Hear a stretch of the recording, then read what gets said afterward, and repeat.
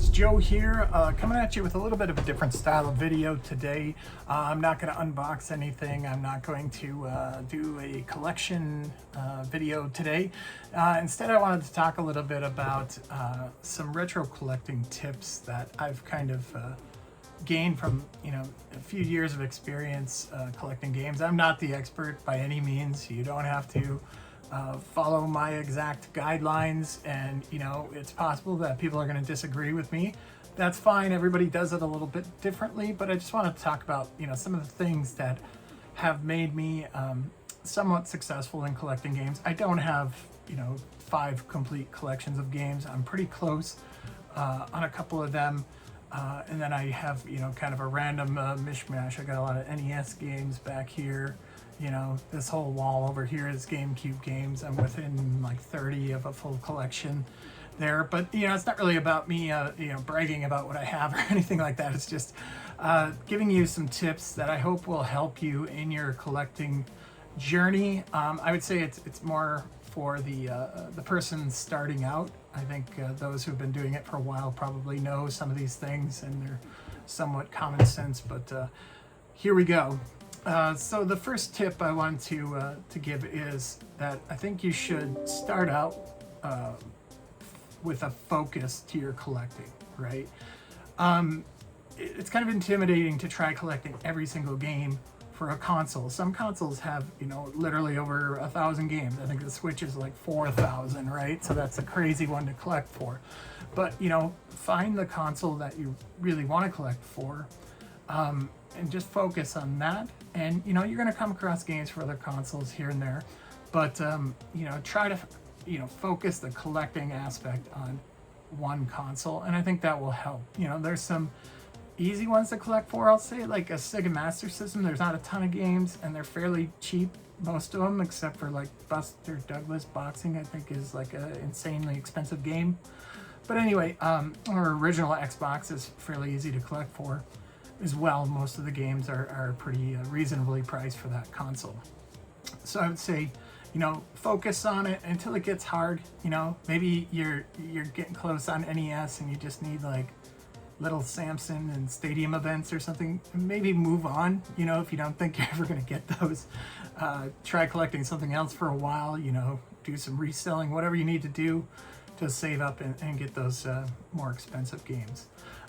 So kind of in the same line, as that, I would say set a goal for collecting. Maybe you just say, okay, I'm going to collect the Konami games that came out for NES. There's a few of those, and most of them are good games. Try collecting things, by alphabetical letter, only the games that start with R. Maybe you only focus on the first party games released for a console. That can be kind of fun. Maybe you just want to focus on racing games that came out for N64. That'll keep you busy for a while because I think there's a bunch of them on there. So, try to set a goal for your collecting. Third tip is, find good sellers and try to stick with them. Follow them on the sites that you use to buy games. If you find a good seller who give you a good deal, or who is a good communicator, they have a lot of items for sale, follow them and keep buying from them. And over time you could build a relationship with them. They'll give you bundle deals, they'll give you good prices on games. I've had some good luck with that myself. Currently working with a seller. I bought several items from them. They have a ton of stuff for sale. And just started chatting with them. They told me they needed the money to get their dog's surgery or whatever, and I said, hey, I'll give you a quick rating so you can get that money. And they're super appreciative, and they're super good to work with. Occasionally, sellers will have more items in their stock than what's actually listed. Maybe they just haven't got around to listing everything yet. So sometimes you can use that to your advantage and ask for games, and they'll list them just for you. Anyway, so the next tip would be to avoid buying from any online retailers that don't provide details about condition, completeness, things like that. So GameStop is probably the most notorious company for this, where if you buy something on their website, you have no idea what you're going to get. You might get disc only, cart only for like handheld games. You know, you sometimes will get a manual. You'll usually get like a third-party case for the game. You know, the GameStop branded case.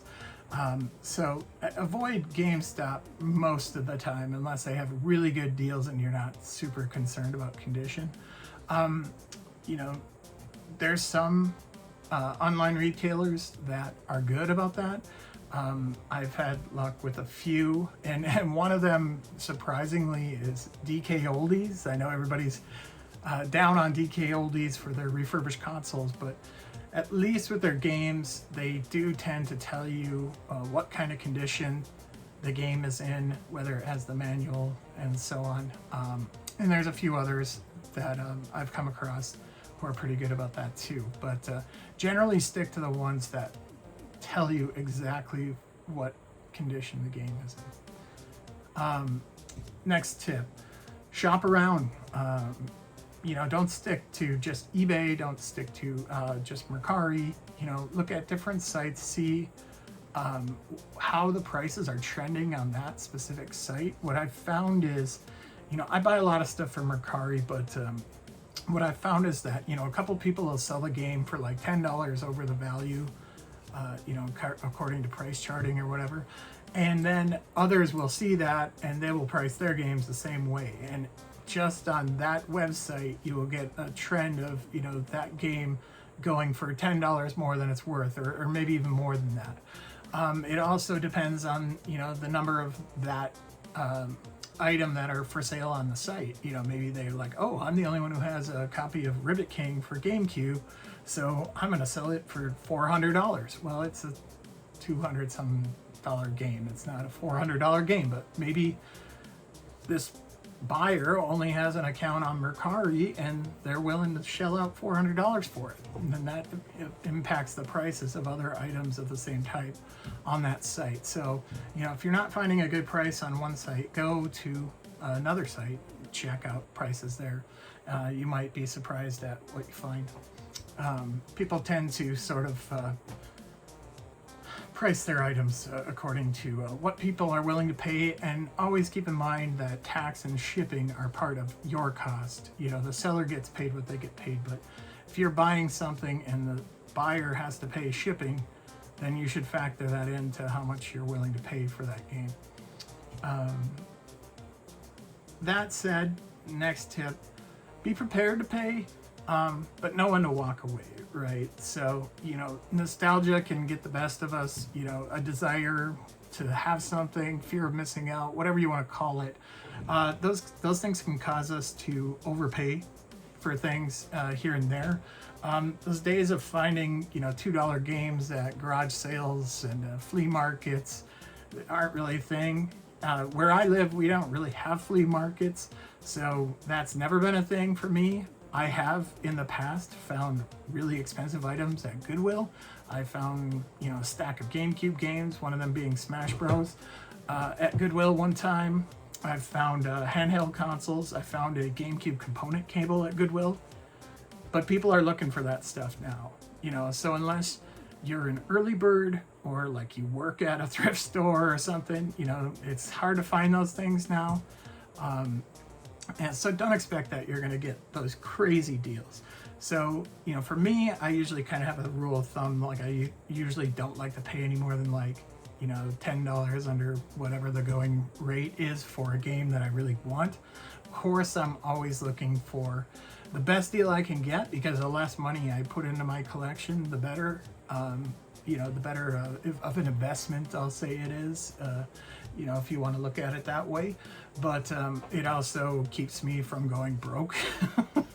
So, you know, if you really want something, I think it's okay to pay a little bit more for it, but just be careful that you're not letting your, you know, emotions dictate that for you and cause you to overpay for something. Sometimes you just have to walk away, let it go, wait a little bit, and you'll probably find it for cheaper somewhere else.